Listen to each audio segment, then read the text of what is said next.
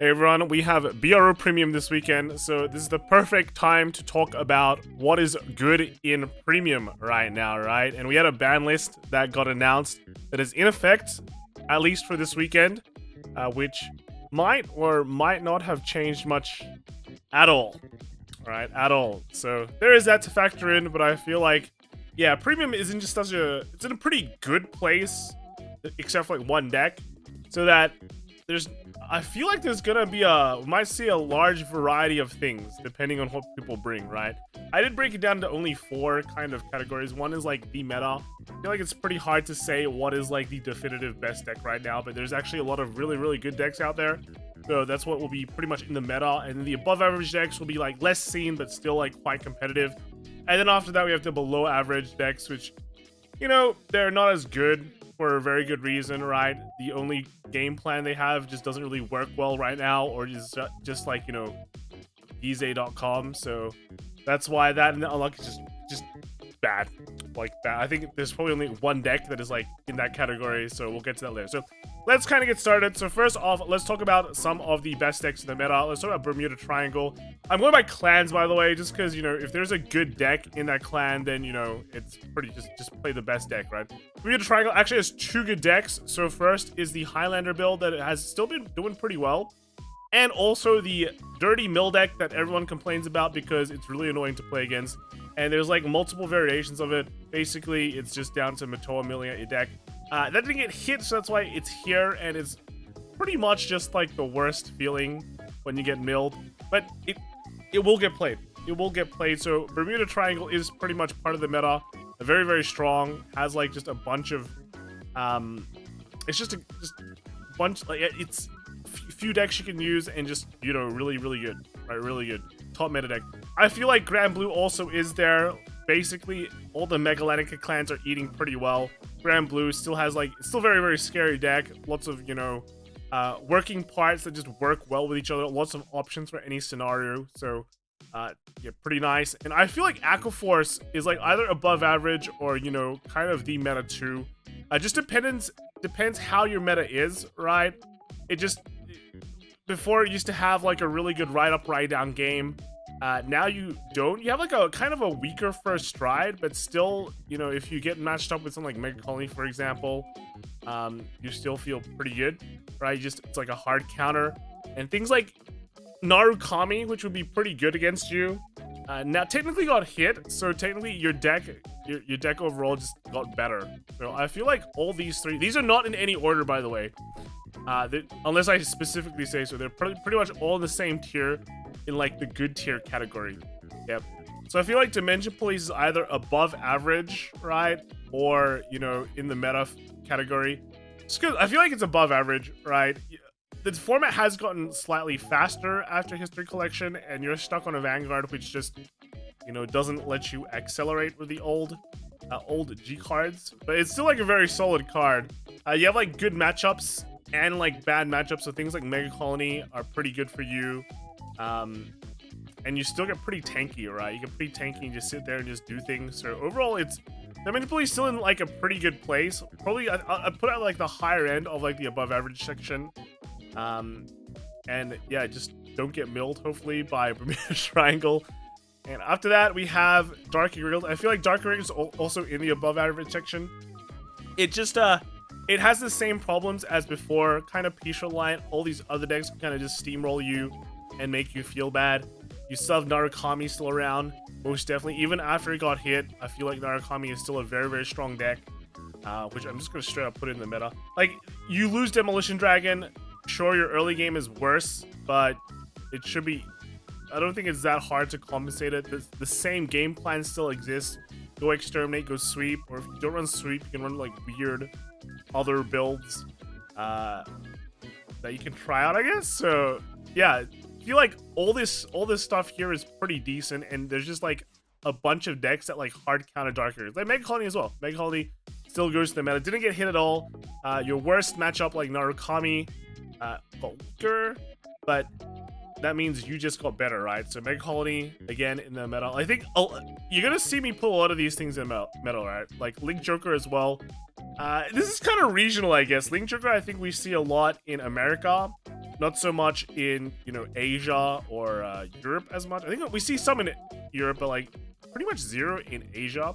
So kind of like region dependent, but again, like these are all like annoying matchups for some of these decks. Like Darker is actually Deepal has a pretty good matchup against these, which is why it's so high. But like, you know, Link Joker and Arkami Mega Colony facing against Darker is just like kind of just cry.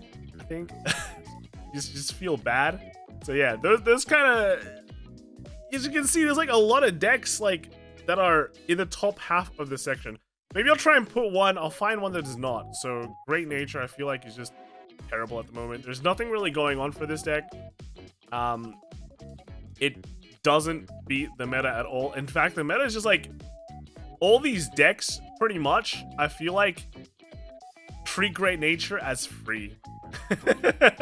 And your like G history collection, kind of acceleration stride is just ass. I like Great Nature got the huge shaft, and even after they got the huge shaft, right, they hit it with like the ban list, the G guard ban list. So I don't know. I feel like Great Nature is like hypercopian territory. It's like in the unlucky section, just not doing very well. Right? It's actually just doing pretty bad. Shadow Paladin as well. I feel like Shadow Paladin is in the below average category. You only have like the Luard deck that is the play, but just Luard itself is just not very good at the moment. You still like can go off if you get a big Luard, big Morfessa Luard turn. You just get a bunch of multi attacks and triggers and stands. You'll just kill decks. But that's kind of the extent in it. Like it's kind of just the gimmicky nature of the deck. Like what are you doing with Great Nature while you're trying to get a Rhino and then putting a bunch of crits and power on that and over triggers, and then just kind of win from that with a bunch of Crown Tiger, right? So it's kind of in that similar category, but I guess Shadow Paladin overall has a stronger earlier game versus Great Nature's non-existent one. So at least in the early game, you can kind of push damage and kind of get that win condition maybe a bit better, but it's still not very good. Right? It's honestly just still not very good.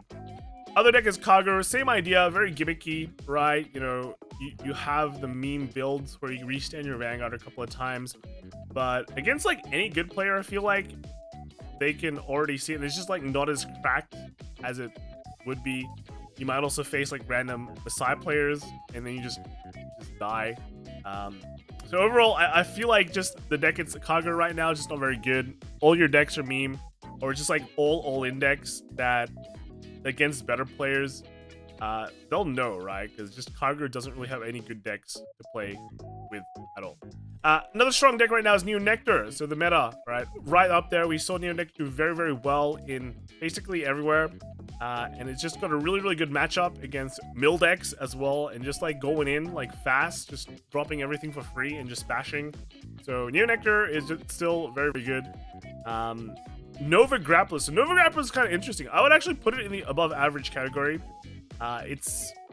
You have like the amount of support has gotten over the times, I guess, over the last X months / years have really pushed like the deck to be okay. Everyone's kind of been pretty copium with Nova Grappler. I think, you know, every time we've expected the deck to be good, it's under-delivered. But right now, the deck is actually in a pretty decent place. I know Steven did pretty well with it recently.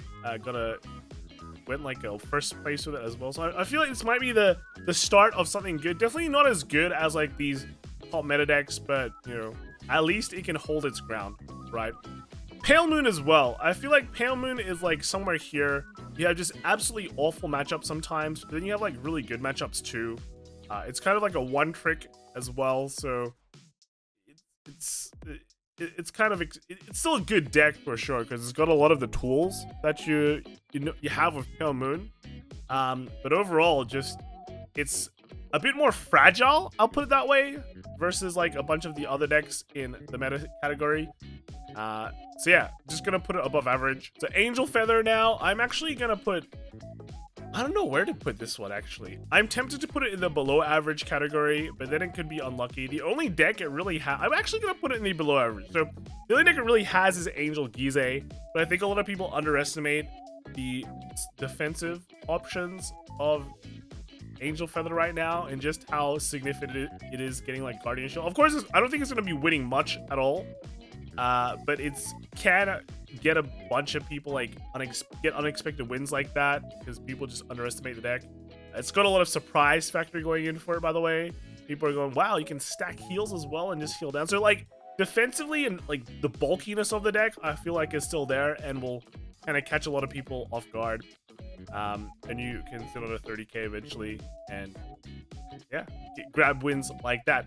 Gear Chronicles. So Gear Chronicles weird. It's definitely not the meta. I feel like it's above average. It's like a good deck still. It's just like not as good as basically everything else. Like I don't really know how to explain it, right? It went from like Steam made in quality to, you know, kind of average because I guess like the big ride down plays and all that don't really exist anymore. Your first stride is kind of jank, especially like just like on hit like bottom deck, who really cares?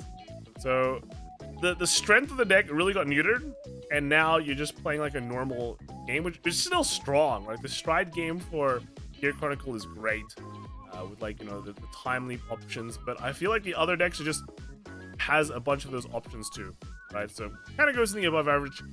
Same with Oracle Think Tank as well. A pretty oppressive deck when your opponent doesn't know what to do. Getting Ichikishima turns as always is amazing, but it just really comes down to like how do you get to those really strong Ichikishima turns. It does retain a lot of bulkiness that comes from like the Keter Sanctuary cards for D, but at the same time, like when you get like when you stack the heals, the heal down, you're not triggering a critical, and I feel like you have terrible matchups like Ram Blue or just anything that can have any sort of intercept, or people running Sanctitude, for example. Things like Guardian Shield now kind of nerfs a bunch of your turns. So Oracle Think Tank, although your Ichikishima turns are still the go-to, they're not like the unbreakable deck anymore, you know? So yeah, kind of stays in the above average. A lot of decks can like kind of guard earlier as well and just kind of keep themselves low against you. So yeah, kind of sticks there. Genesis. What is Genesis? I think Genesis, the best deck it has is kind of like Regalia at the moment. Regalia definitely is not a below average deck, but it's definitely not like the meta. So I think it's like kind of like it's still a solid deck. It just hasn't gotten any improvements at all. So I feel like it just kind of stays here with the above average section. Nubatama is definitely the meta. We see it top quite often. It's still very scary without, you know, the Kokushi Garasu, but you know, just having the Mizukage is already just really annoying, right? It just has a huge spike in the mid game, and that's where you can probably lose a lot of your games. Yeah. Spike Brothers as well. I feel like Spike Brothers has strong early game, right? Strong combo potential. So it should do pretty well. It honestly should do pretty well. Next is Murakumo. So I think Murakumo here is probably the above average. There's some crazy ideas people were thinking about when History Collection got released, trying them out, but after testing, you realize that it's just like, it's okay. It's like nothing too game breaking. Right now, I don't think it's really done anything, right? So maybe it should actually just go into below average, right? I'm waiting for someone to crack this deck, but so far I think through testing, it's been kind of just meh is like the best way. So yeah, had a huge potential when History Collection came out, but unfortunately nothing really panned out, and that's really how, you know, testing happens. Yeah. Royal Paladin, I think with Jewel Knights, it's okay. You make some nice kind of rushy plays. That's about it. You can randomly get wins, but nothing really impressive at the moment. Gold Paladin I think is actually above average. You still have your old win con. No one really plays it right now because when you look at the good decks, like let's break. There's only one deck left. I guarantee you it's not going in the above average section. But looking at these two lines, there's so many decks right now that are good that you know, looking at here, Genesis and Gold Paladin, these are kind of decks from like an older period of time where they really haven't gotten that many new things that makes them more busted than before. That's why they have kind of been overlooked, I think, but they're still very solid decks, so the win con still stays the same. There's just like way more options for you to pick right now, so it's not as oppressive as it was before, right? So I think Gold Paladin goes to the above average section. And then lastly, Tachikaze. So Tachikaze really hasn't done anything at all, so it kind of sits here with Great Nature in the unlucky section, because it's just the deck has gotten 0 things, right? 0 things. I think there was a time back in one of the BROs where I played the deck and I felt like it was pretty cool. But after that, it really has gotten, I don't think, anything at all that makes it any good. So, like other decks, it hasn't gotten anything, so it's kind of dropped in the tier. But at least these guys were already better than Touch Kaze before, so that's the Touch Kaze life, right? Apparently, Card Whip is going to do something with the deck, so pretty interesting. See if he gets featured, but you know, it's just the meme deck. It's just the meme deck, right? So let's kind of go through the review. Remember, nothing is really in order except maybe for Dimension Police at the top. But in the meta section, we have Bermuda Triangle, Grand Blue, Aqua Force, Narukami, Mega Colony, Link Joker, Neo Nectars, Nubatama, and Spike Brothers. So all of these decks have very strong plays, literally are fast, can do a bit of everything, or can do one thing really, really good, or can counter like basically everything in the meta, or a lot of things in the meta. That's why they're up here, right? That's why they're up here. Above average decks are kind of just really, really good decks. They have like slightly more weaknesses than anything in the meta though. Things like Dimension Police, Dark Irregulars, right? Nova Grappler, Pale Moon, Gear Chronicle, Oracle, Think Tank, Gold Paladin, and Genesis, I think, are pretty much in that category. But still, if you're above average, I think you can still compete very well at BCS. So looking at that, bam, so many decks available. There's like 17, I think 17 plans that have a good deck in them for premium that we might even see in BRO, so pretty excited. Then the below average ones, you know, Shadow Paladin, Kagero, Angel Feather, Murukuma, and Roll Paladin, and then the unlucky ones are Great Nature and Touching Kaze. I feel like some of these can probably change. I think maybe it's just my Angel Feather bias showing here, where this should be here, or maybe even Shadow Paladin should be here because it hasn't been doing anything. But I feel like just Great Nature and Touch Kaze just has really glaring weaknesses compared to just the below average plans that at least these decks are maybe even play. Maybe Murukuma should actually go here. Just nothing going. But I feel like it's just, I feel like it's still below average. But yeah, this is pretty much, I think, the tier list for BRO Premium. Went through it pretty quickly, so just didn't really go too much into detail because there's like 20 plus clans, dude. There's no way I can talk about all of them, right? I think standard, not standard. I think Premium is gonna be very exciting, very interesting to see. Apart from all the mill decks that people might want to take, so Premium should be pretty good, right? Tune in on the weekend for some crazy plays, and I'll see you all maybe there. All right, bye.